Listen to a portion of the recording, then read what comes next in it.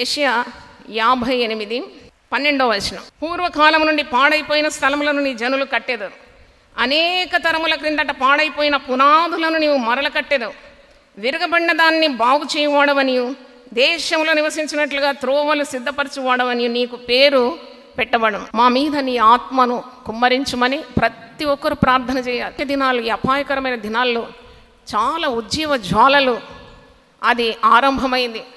చాలా సంఘాల్లో ఉపవాస ప్రార్థనలు ఉన్నాయి, గొలుసు ప్రార్థనలు ఉన్నాయి, సమూహ ప్రార్థనలు ఉన్నాయి, ఉపవాస ప్రార్థనలు ఉన్నాయి. భారతదేశంలో గొప్ప ఉద్యమం రాబోతుంది. దేవునికి స్తోత్రం. చాలా ప్రార్థనలు దేవుని సన్నిధికి వెళ్తూ ఉంది. క్రైస్తవులను మనము ఎన్నో హింసలకు గురవుతున్నాం. దేవుని ప్రణాళిక లేకుండా ఏది కాదు. ఆనాడు ఇశ్రాయేల్ ప్రజలను ఐగుప్తీయులు శ్రమ పెడుతున్న కొలది వారు విస్తరించి ప్రబలినారంట. ఈ శ్రమల్లో, ఈ హింసల్లోనే మనం మొరపెట్టే విద్య నేర్చుకుంటాం.